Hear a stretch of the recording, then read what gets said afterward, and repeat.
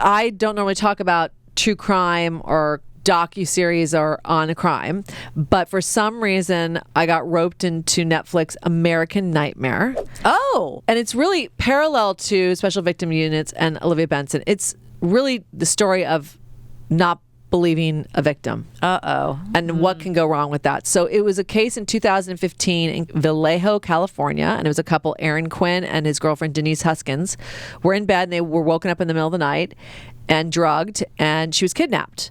And he woke up hours later out of his drug-induced state and called the police.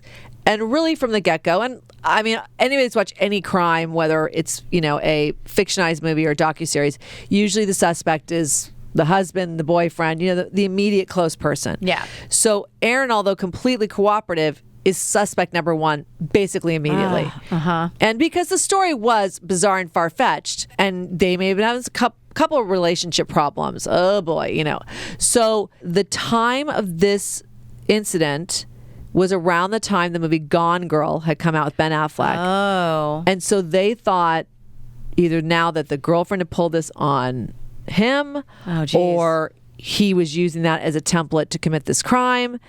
And it is fascinating, the twists and turns that happened, and really about law enforcement not believing the victims.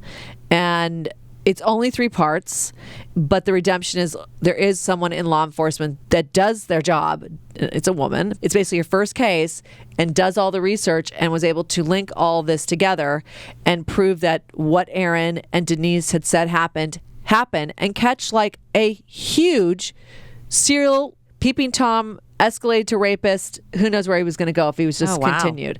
So it has multiple layers of sort of like what can go wrong and what are the built-in assumptions that we all have about someone. That's what set the police off on the wrong course with this. So I don't want to say, if you do end up wanting to watch it, but it's only 3 parts and it's a real tale of like the trauma of not being believed can happen to somebody. And there is redemption for them, and their arc is very fascinating too. Because it first starts out, you're like, oh God. Because those old Dateline or Nightlines, which are still good. Chris Hansen, it was a crisp October night. People were getting ready for Halloween. Pumpkin spice was in the air. It's like, but so was murder. Oh shit, Chris. So, and then they'll always show the interview person like very cropped up here. So you're like, oh, maybe they didn't do it. And of course, by like the 3rd segment of the hour-long episode, now we've cropped wide and they're completely in, jailhouse garb. And you're like, oh, God. So this was one of those ones you're sort of watching going like, did one of them actually do something?